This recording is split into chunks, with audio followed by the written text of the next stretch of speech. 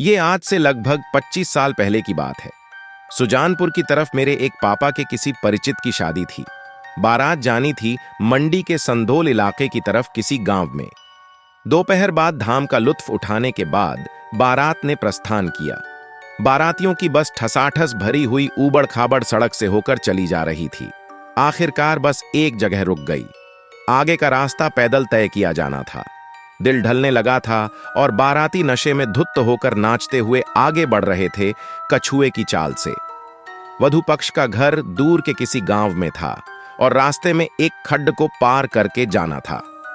बड़े बुजुर्ग बोले कि भाई 7 बजे तक पहुंचना है लड़की वालों के यहां, तेज रफ्तार से चलो। मगर शराब के नशे में चूर बाराती भला किसकी सुनने वाले थे। खैर, धीरे धीरे बारात आगे बढ़ती गई। खड्ड के पास पहुंचा तो पता चला कि यहां तो पानी है ही नहीं। कहीं कहीं कुछ छपड़े बने हुए, बाकी गोल पत्थरों की भरमार। ऐसा लगता था मानो ये खड्ड पानी की खड्ड न होकर पत्थरों की खड्ड हो। इस सूखी खड्ड को पैदल पार किया। रात को लड़की वालों के घर पहुंचे। दूल्हा दुल्हन की रस्मों रिवाज चालू हो गए। बुजुर्ग नाचने में मशगूल हो गए।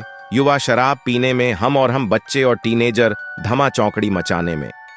हम इधर उधर दौड़ ही रहे थे कि अचानक शोर सुनाई दिया। सब उस तरफ भागे जहां वेदी थी।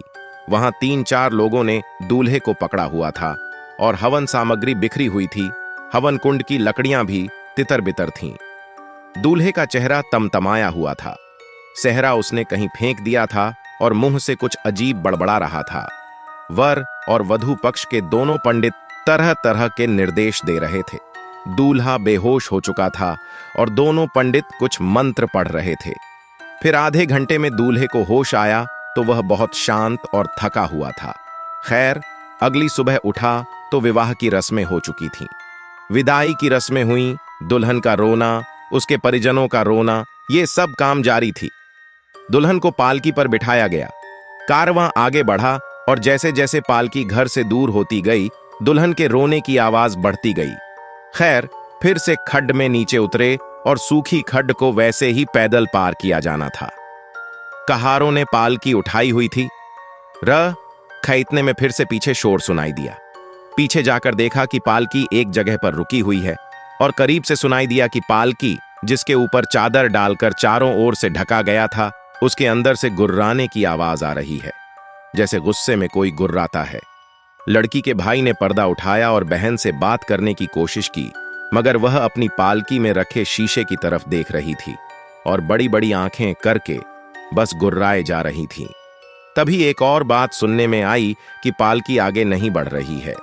कहारों का कहना था कि वो आगे बढ़ने की कोशिश कर रहे हैं, मगर पालकी टस से मस नहीं हो रही। उनका कहना था कि पालकी भारी भी हो गई है।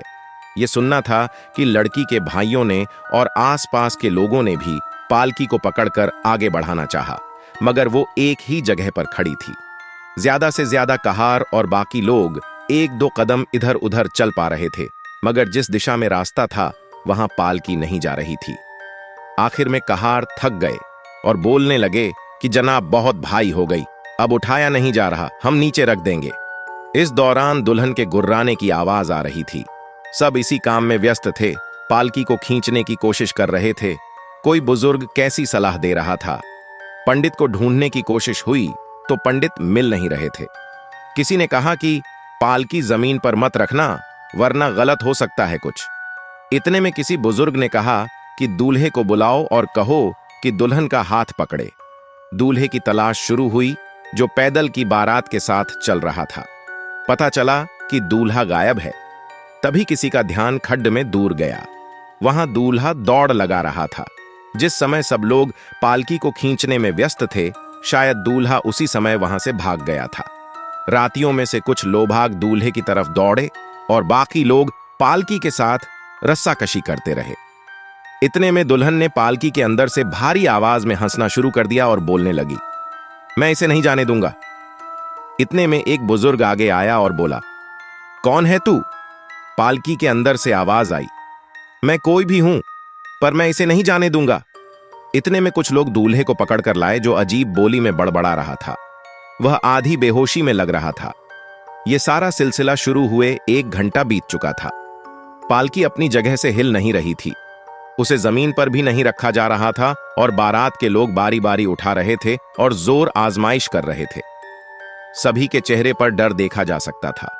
इतने में कोई आदमी किसी स्थानीय चेले को बुला लाया। चेले ने आते ही कुछ मंत्र बुदबुदाए और पहले दूल्हे को टीका लगाया। दूल्हा होश में आया। चेले ने दूल्हे और बाकी लोगों से पूछा कि दूल्हे की कटार, तलवार या बर्छा जो दूल्हा बारात में अपने साथ लेकर चलता है, कहां है? तो लोग ढूंढने लगे। एक करंडी में वो कटार मिल गई। चेले ने कटार पर लिपटा कपड़ा खोला और दूल्हे के हाथ में थमाकर बोला कि पालकी का चक्कर लगा और फिर पालकी से छुआ इसको। दूल्हे ने ठीक वैसे ही किया और अचानक दुल्हन की चीख सुनाई दी। इसके साथ ही पालकी उठाने वालों का संतुलन बिगड़ गया, क्योंकि शायद वो जोर लगा रहे थे और अचानक पालकी हल्की हो गई थी। तो जैसे ही पालकी हिली, चेले ने कहा कि तुरंत पालकी को खड्ड से बाहर ले जाओ। लोग लगभग दौड़ते हुए पालकी को खड्ड से बाहर ले गए और हल्की सी चढ़ाई चढ़कर रुके, जहां पालकी जमीन पर रखी गई। दुल्हन जो बेहोश हो चुकी थी, उसे होश में लाने के लिए पानी के छींटे मारे गए और पानी पिलाया गया। दुल्हन एकदम सामान्य थी और दूल्हा भी। आगे बारात आराम से लौट गई दुल्हन को लेकर।